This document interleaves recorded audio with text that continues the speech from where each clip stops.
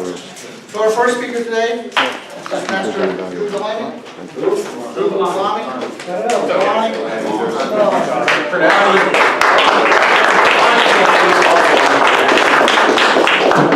Good morning.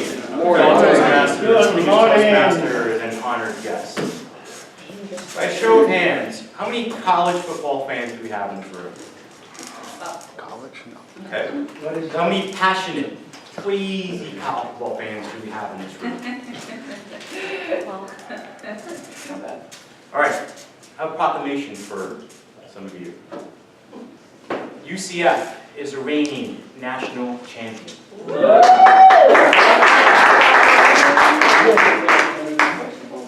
What kind of emotion that stirring you? Think about that question, you college football fans. What kind of emotions that stirring you? Some of you guys might think it's a little absurd. You're laughing. Some of you UCF fans inside are saying, "Yeah, go Knights!" Some of you are thinking, UCF is a football team? Let's win. The goal, what I can say is all of you can think whatever you want, but you're all missing the point. Because the goal of this talk is not to convince you or apprise you of the merits of UCF's national championship claim, because it was never about that. Unfortunately, in America today, we've come to the point where we take things in pure absolutes rather than looking under the surface for the real meaning of why things are said and why things are done.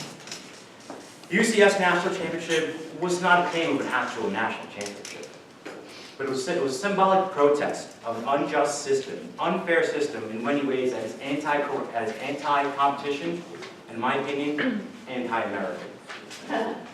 Let me ask you another question. How many officially NCAA recognized champions exist at the football bowl subdivision level? This is the same level that Alabama and UCF compete on. How many officially NCAA recognized champions exist? Maybe you know the answer. Clemson. No, the answer is zero. The answer is a big fat zero. The NCAA does not officially recognize a champion at the football bowl subdivision level. Instead, the champion is picked by a committee of opinion. There is no real champion, and that's the point of this speech. There are 124 college football teams that compete at the FBS bowl subdivision level across 10 conferences, of which only 4, I repeat, 4 teams are given the opportunity to play for the right to that championship. These teams, again, are not selected by pure accolades or accomplishments in the field. They are, again, selected by a committee, a group of 18 or so individuals across many professions, many of whom have never played the game of football, who have their own biases, their own loyalties, and are influenced by major media sponsors, whose only goal is not to see the 2 best teams compete in the championship, but the 2 biggest brands and 2 biggest moneymakers. Of those 124 teams that play at the FBS football subdivision level, 62 of them are already eliminated before a first game has ever been played. These teams have no chance of a championship. Why? Because they're not lucky enough to be part of the Power 5 conferences. These are the 5 conferences that receive the billion-dollar media contracts that dominate the landscape of college sports. The remaining 62 teams, of which UCF is included, is divided into a group of 5 conferences. These conferences receive breadcrumbs when it comes to the amount of money from those Power 5 conferences. Just to illustrate, for example, last year, UCF received between $2 and $3 million in television revenue from its season. Same season, the University of Alabama received well over $50 million. Ooh. But yet, last year, UCF won every single one of their games. The University of Alabama did not even win their own conference, but was still allowed to play for their national championship. In my opinion, there is no such thing as playoffs in college football. It's a farce. Teams are invited to play for a championship. This is invitational. It's the opinion of a committee whose job is to watch over 1,900 games over a course of 12 weeks and somehow still come up with the 4 best teams based on their opinion. This is laughable. Elitism, income inequality, class separation, these are all supposed things we detest here in America, but yet they're embraced, protected, and even celebrated in college football. Imagine telling a 17-year-old kid, coming from a tough background, that no matter how hard you work, no matter what you've overcome, the 5 a.m. mornings, the classwork, no matter what you do, you will never have a chance to play for your sport's biggest prize. Why? Not because you're not good enough, not because you didn't earn it, because others out there feel the college you went to doesn't carry the same weight as an LSU, or an Alabama, or a Florida State. American sports is all about embracing the underdog, but this is the one sport where we kick the underdog and keep him down. So how does it get fixed? Well, there's no easy answer to that.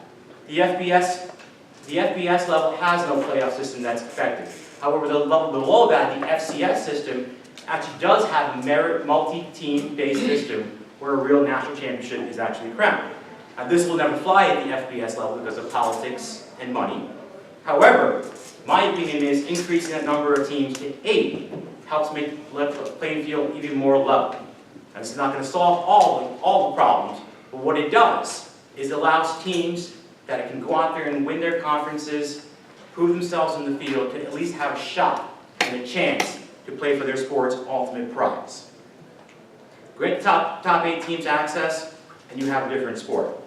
In 2017, UCF beat every opponent they played in the regular season. They won their conference and had one of the best personal storylines in all sports. From Shaquem Griffin's one-handed heroism to becoming an NFL draft pick to the UCF quarterback from Hawaii, who wowed and dominated college football, who was undersized and under-recruited underclassmen. None of that was good enough at the end. UCF still went 13-0, and in spite of all that, they were still told they couldn't be one of the top 4 teams in the land.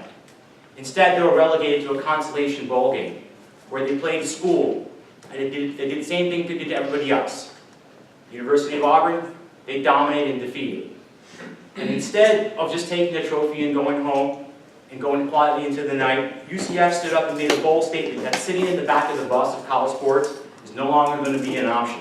They stood up for college football equality, sparking a national debate that brought to light the farce that is the current college football playoff system, and hopefully eventually leading to change.